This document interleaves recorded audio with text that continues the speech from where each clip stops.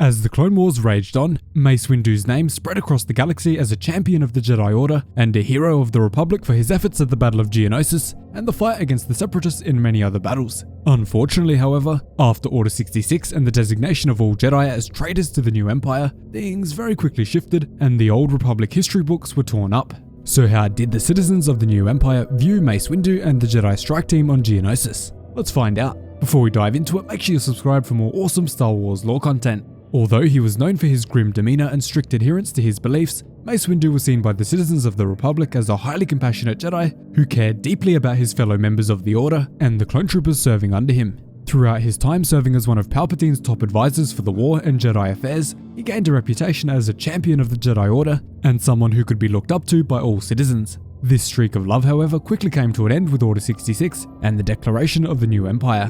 Almost immediately after Palpatine transitioned away from the Republic, he began sending Imperial propaganda agents, ISB officers, and even Inquisitors to destroy any trace of the Jedi ever existing in the galaxy. Within the first few years of the New Order, all schools and academies had their history books shredded and discarded, replaced with ones provided directly by the Empire's new Compnor agency, which stood for the Commission for the Preservation of the New Order, in other words, the propaganda department for the Empire. At this point, all students of the Empire's academies and schools were being taught that Mace Windu was the leader of a criminal gang who disgustingly interfered with a legal execution that was taking place on Geonosis.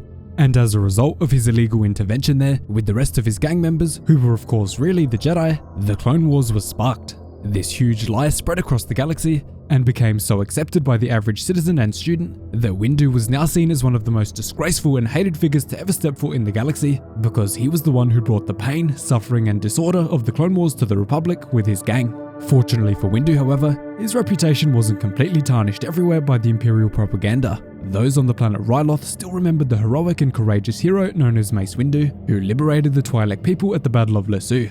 The people of Ryloth were so fond of Windu and his actions at the battle that they immortalized his name into songs and folklore, dedicating the victory to him. Much later on, Luke Skywalker also discovered the truth about Mace Windu in a Republic-era archive while he traveled the galaxy searching for the lost history of his father's old Jedi Order. Luke learned that Mace Windu was a true defender of the Jedi Order and everything it stood for, and fought as a valiant general in the Clone Wars, holding Mace in very high esteem. He even said that without his father Anakin intervening, Windu could have stopped Palpatine's complete takeover. So that is how the galaxy viewed Mace Windu after the Clone Wars and the declaration of the New Order. Thanks so much for watching, really hope you enjoyed the video. Cheers guys, hope to see you in the next one.